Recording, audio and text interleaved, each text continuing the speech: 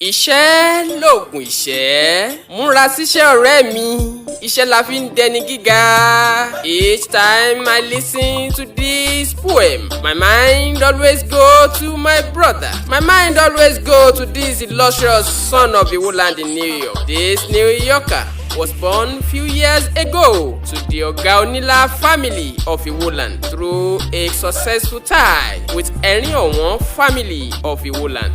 This Iwo Land son and New Yorker lives in the Avenue of Americas, Manhattan, New York, United States of America. He studied marketing at the Federal Polytechnic of Kwara State, Nigeria. He was a former account officer at Life Care Ventures Limited, Sango Ota, Ogun State, Nigeria. A former crew member at McDonald's USA at Brooklyn in New York. A former Intel officer at Integratas Corporate Services, New York, an officer of the US Navy. This brother of mine, this illustrious son of Iwo Land, is making waves beyond the shores of Africa. This New Yorker is also an entrepreneur to the core. He is the managing director and chief executive officer, Rufadem Nigeria Limited, Iwo, Osun State, Nigeria. He is the executive director and chief executive officer at Instinct Group,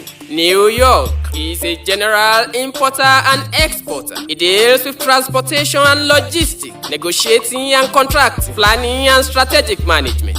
My brother is a licensed agent and he deals with general merchandise. The celebrant of today is the chairman and chief executive officer, Rufadem Communications, Nigeria. My brother is a principal officer at New York City Welfare Department.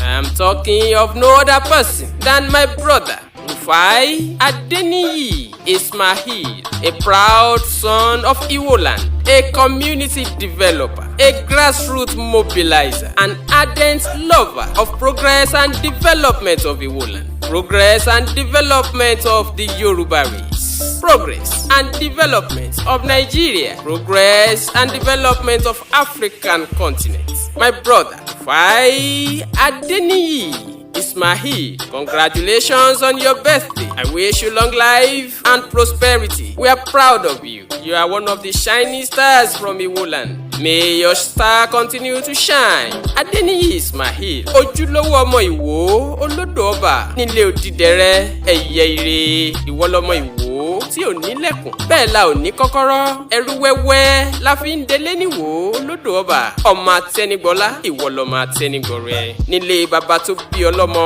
ìwọ lọmọ Ọ̀gá Onílá, ọmọ Ògún lákàáyé ọ̀sìn mọ́lẹ̀, olómi nílé fẹ̀jẹ̀wẹ̀, òláṣọ ńlé, dàmọ̀ kí mọ̀ bóra bí aṣọ, ìwọ lọmọ onílákoro ní dán, ọmọ oníǹkan àgbìn, ọmọ adáradòkìnì, ìwọ lọmọ alógún lójú ìta gbangba, ọmọ ṣákálá lọ̀bẹ ńrẹ́lá, Rufai Adeniyi Ismail, ọmọ Ọ̀gá Onílá, ọmọ atántàrù, Ìkòyí ẹ̀ṣọ́ níyìn, Ìkòyí ẹ̀ṣọ́, ọmọ adìílẹ̀ dógún, Ìkòyí ẹ̀ṣọ́, ọmọ àgbọ̀n iyùn, ogun àjàwẹ̀yìn ló mẹ́ṣọ̀ wùn mí, ogun ojoojúmọ́ ló mú lé bàbá yín sú mi lọ, ìran ẹ̀ṣọ́ kan kì í gbọ́fà lẹ́yìn, iwájú ni bàbá yín fi ń gbọ́ta, ìwọ lọmọ Oníkòyí àkọ́kọ́, ìwọ lọmọ àgbà tí ń yàrùn ọ̀tẹ̀, ìwọ lọmọ ogun lérè jọjà lọ, Ìkòyí ọmọ pọ́rógunjó, Ìkòyí gbéra ńlẹ̀ òdìdé ogun yá, ìwọ lọmọ aṣíjú akófìrí dágbà ọfà sọ́fun, ìwọ lọmọ pọ̀ fún yọ̀yọ̀ dágbà ọfà sílẹ̀, Ìkòyí, ìwọ lọmọ asọgbódilé, ọmọ asọgbẹ́dìgboro,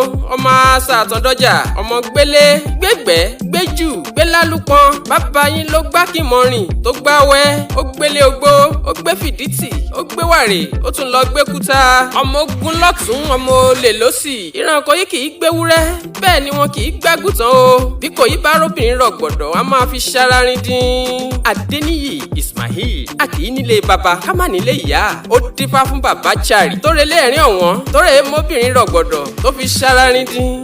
Ìyá wa ọmọ àdùgbé, ọmọ aníyán nígbà tí yàn mú, ọmọ ẹ̀rín ọ̀wọ́n lẹ́yìn, adégbẹ́mù kan oyin, iná ọ̀tán, owó ọmọ àìkànyà, ọmọ jẹ́ àyìnfá. Adeniyi, ìyá rẹ̀ lè jìdé òdì, òdìmọ́dẹ rẹ̀ sà, parí ọlá, ọmọ alẹ́pọ̀ nímọ́dẹ, ẹni bá ń wá pípọ́n ojú rẹ̀ sà, kó ní ó fẹ́ ní sépo, ọmọ ṣe ni ń ò ṣe ni, níbi ara rẹ̀ sà nínú, kárelére gbè ní kẹ̀tẹ́ níbi ara rẹ̀ sà nínú o ọmọ bọ́lé òpópó ní yàmọ́dé lára ọmọ àtẹ̀mọ́tà ọmọ ìgánrògòdò òdí ara rẹ̀ sà ọmọ epo paríọlá ọmọ bádùn ẹlẹ́kọ̀rọ̀ àjèjì òdìmọ̀dé rẹ̀ sà àrẹ̀sà dúdú lẹ́gbọ̀n o pupa aláàbúrò nílé ọmọ bádùn o dúdú lẹ́gbọ̀n o pupa aláàbúrò àrẹ̀sà àjèjì o. My brother Rufai Adeniyi Ismail continue to make us proud. On behalf of the entire youth of Iwo Land, I celebrate you. I rejoice with you. I congratulate you on this auspicious occasion of your birthday. May God continue to lift you up. You shall be greater than your ancestors. Almighty God shall continue to be your God.